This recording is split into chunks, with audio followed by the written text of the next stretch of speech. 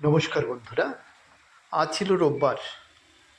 তো সকালে উঠেই একটা ক্লায়েন্টের বাড়িতে গেলাম, তারপর আসলাম। এসে উদ্দেশ্য ছিল মিটিংয়ে জয়েন করা। আজ ছিল নাগরিক কমিটির একটা মিটিং, তাই এগ্রিকালচার অফিসের সামনে আসার পর এই অবস্থাটা দেখলাম। উদ্দেশ্য ছিল মিটিংয়ে কি আলোচনা হয় বা কতটুকু ফলপ্রসূ হয় সেটা দেখার জন্য। কিন্তু এখানে আসার পর মন স্থির থাকলো না।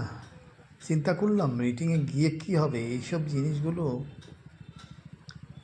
সমস্ত নেতামন্ত্রীরা এখানকার সব কুম্ভকর্ণ হয়ে আছে, আর বাকি যারা আছে ওরা কিন্তু শিখণ্ডী। আপনি দেখবেন শিখণ্ডীর মতো ব্যবহার করছে ওরা। এই যে লোকটা ঝিনুকমালা খুঁজছে, এই সাগর পাড়ে এসে ঝিনুকমালা খুঁজছে লোকটা, তাই আমি ওকে একটু রেকর্ডিং করলাম। দেখুন, আর পাশ দিয়ে যত গাড়ি যাচ্ছে, স্কুটি আমার এগ্রিকালচার অবধি নামিয়ে দিয়েছে, তারপরে আর আসেনি।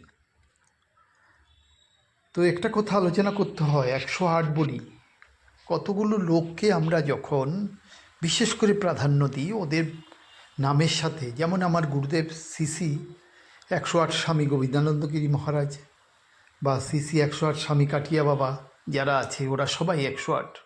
ঠিক সেইভাবে কমলাক্ষকেও 108 বলা হতো। কিন্তু কমলাক্ষ এই শহরের জন্য কি করেছে আপনি বলুন। ওর সমালোচনা করে না করেই পারছি না। 15টা বছর এই শহরের একজন এমএলএ বা পরবর্তী সময়ে বিভিন্ন মন্ত্রী মিনিস্টার এই শহর থেকে, রাজ্যসভার সদস্য মিশন রঞ্জন দাস, এই শহরের জন্য ওদের কতটুকু দরদ। ওরা কি কুম্ভকর্ণ? আর কুম্ভকর্ণ থেকে যখন উঠে ওরা শিখণ্ডী হয়ে যায়। মহাভারত আমাদেরকে শিখিয়েছে এই দুটো জিনিস। সব কিছু কিন্তু মহাভারত থেকে জানা। শিখণ্ডী বলুন, কুম্ভকর্ণ বলুন, রাবণের ভাই কুম্ভকর্ণ, তবু একবার উঠেও যুদ্ধ করেছে, মৃত্যুবরণ করেছে রামের সাথে যুদ্ধ করে। কিন্তু এখানকার কুম্ভকর্ণরা কবে জাগবে, কবে উঠবে, সেটাই চিন্তা করছি। খুবই খারাপ লাগে। রাজ্যসভার সদস্য, এমপি সব এই শহরের। কত গর্ব আমাদের, কত অহংকার, আমরা সব পেয়েছি, কিন্তু কিছুই পাইনি একটা ভালো। তো যাই বলছিলাম, কমলাক্ষদীপ পুরকাস্ত 15 বছর ধরে গ্রামেগঞ্জে যেইভাবে উন্নতি করেছেন, এই শহরের জন্য কি করেছেন বলুন তো দেখি একবার।